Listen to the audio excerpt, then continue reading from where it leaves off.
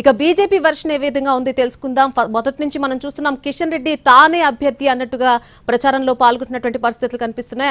అయినప్పటికీ కూడా exit polls స్థానానికి చూస్తే చివరి స్థానానికి పడిపోయింది బీజేపీ. సో బీజేపీలో ఎటువంటి ధీమా వ్యక్తమవుతోంది, గెలుపు దిశగా వారు ఏమనుకుంటున్నారు, పూర్తి అప్డేట్ అందించడానికి మా ప్రతినిధి మహేష్ లైవ్ లో జాయిన్ అవుతున్నారు. మహేష్, నేను చెప్పినట్టుగా మొదటి నుంచి కిషన్ రెడ్డి తానే అభ్యర్థి అన్నట్టుగా ప్రచారంలో పాల్గొనడం మనం చూసాం.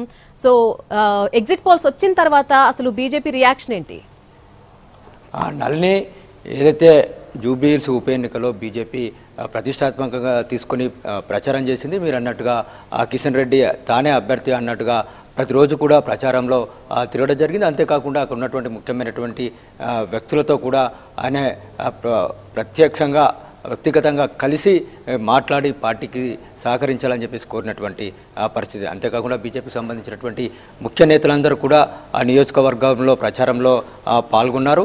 అంతేకాకుండా ఇంటింటి ప్రచారంలో కూడా బీజేపీ ఎంపీలు ఎమ్మెల్యేలు పాల్గొన్నటువంటి నేపథ్యం. ఒక 2 సార్లు పెద్ద ఎత్తున పాదయాత్రలు డివిజన్ల వారీగా నిర్వహించడం జరిగింది. వీటితో పాటు బైక్ ర్యాలీలు కూడా నిర్వహించారు. రోడ్ షోలు కూడా నిర్వహించినటువంటి పరిస్థితి జూబ్లీ హిల్స్లో బీజేపీ చేసింది. అయితే ఏదైతే ఎగ్జిట్ పోల్స్ ఉన్నాయో ఎగ్జిట్ పోల్స్లో బీజేపీకి మెజారిటీ ఎగ్జిట్ పోల్స్ 10% లోపే ఓట్లు వస్తాయి అని చెప్పేసి చెప్పినటువంటి నేపథ్యంలో ఈ విషయాన్ని బీజేపీ నేతలు విశ్వసించడం లేదు, అదేవిధంగా జీర్ణించుకోవడం లేదు. ఎందుకంటే బీజేపీ అర్బన్ ఓట్ బ్యాంక్ ఎక్కువగా ఉంటుంది. అంతేకాకుండా ఇక్కడ పార్లమెంట్ నుండి కిషన్ రెడ్డి ప్రాతినిధ్యం వహిస్తున్నటువంటి నేపథ్యంలో తమ ఓట్ షేర్ మరీ అంత ఘోరంగానైతే ఉండదన్నటువంటి అభిప్రాయంతో బీజేపీ నేతలు ఉన్నారు.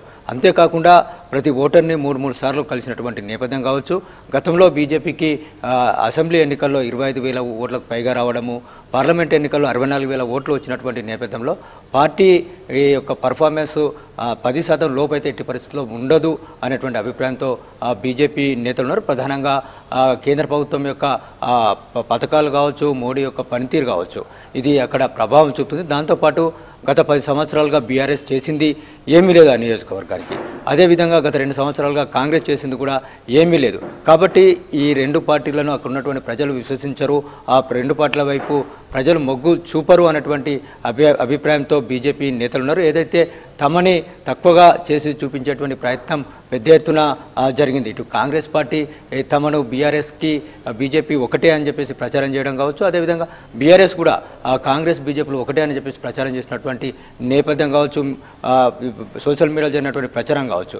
తమకి తక్కువ ఓట్లు వస్తే మూడో ప్లేస్లోనే బీజేపీ ఉంటుంది, తమ యొక్క పర్ఫార్మెన్స్ ఉండదు, పోటీ బీఆర్ఎస్కు కాంగ్రెస్కు మధ్యన ఉంటుందన్నటువంటి ప్రచారం జరిగినప్పటికీ స్థానికంగా తాము ప్రజలను కలిసినప్పుడు తమకు అనుకూలంగా మాట్లాడినటువంటి విషయం కావచ్చు, తమని రిసీవ్ చేసుకున్నటువంటి పరిస్థితి కావచ్చు, ఇవన్నిటినీ చూస్తే తాము అయితే బయట జరిగినటువంటి ప్రచారానికి భిన్నమైనటువంటి ఫలితం అక్కడ వస్తుంది.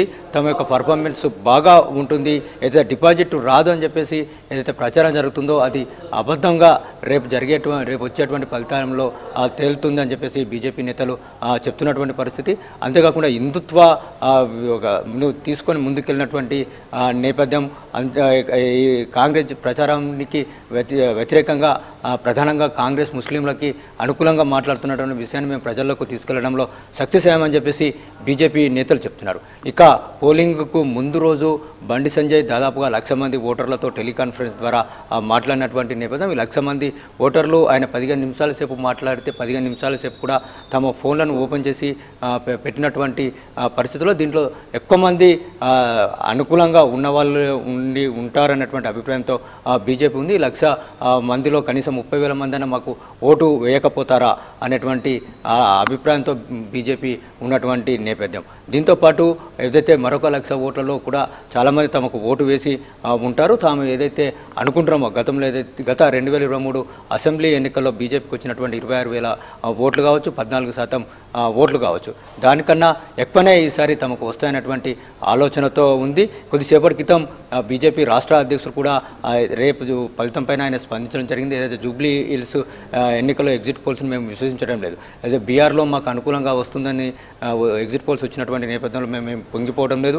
జూబ్లీహిల్స్లో మాకు వ్యతిరేకంగా వచ్చినంత మాత్రాన మేమేమి కుంగిపోవటం లేదు. వాటి శాస్త్రీయత ప్రశ్నార్థకమే, వాటిని మేము విశ్వసించటం లేదు అని చెప్పేసి ఆయన అన్నారు. అంతేకాకుండా జూబ్లీహిల్స్లో మాకున్నటువంటి గ్రౌండ్ రిపోర్ట్ వేరే విధంగా ఉంది. మా కార్యకర్తల యొక్క కష్టం ఏదైతుందో ఆ ఫలితం రేపు కనిపించబోతుంది. రేపు ఫలితం వచ్చిన తర్వాత నేను మరోసారి మాట్లాడతా అని చెప్పినటువంటి నేపథ్యం, తామకి అనుకూలమైనటువంటి వాతావరణం ఉందని చెప్పారు. అంతేకాకుండా ఒక్క ఎన్నికతో బీజేపీ యొక్క కేలేం కథం కాదు, ఇంకా ఆట అనేది ముందుందనేటువంటి విషయాన్ని కూడా ఆయన ప్రస్తావించినటువంటి నేపథ్యం. నల్ని right Mahesh, thank you for the live update. మనం చూస్తున్నాం బీజేపీ వెర్షన్ ఇది. ఖచ్చితంగా ఎగ్జిట్ పోల్స్ చెప్పినటువంటి ఫలితాలకు భిన్నంగా తుది ఫలితాలు ఉండబోతున్నాయంటూ కూడా బీజేపీ శ్రేణులు ఆశాభావాన్ని వ్యక్తం చేస్తున్నారు. చూడాలి, రేపు ఉదయం 8 గంటలకు ఈ కౌంటింగ్ ప్రక్రియ స్టార్ట్ కాబోతుంది. మధ్యాహ్నానికి ఈ తుది కౌంటింగ్ కి సంబంధించి ఒక రిజల్ట్ అయితే వచ్చే అవకాశం కనిపిస్తోంది. సో గెలుపు ఎవరిని వరించబోతుంది అనేది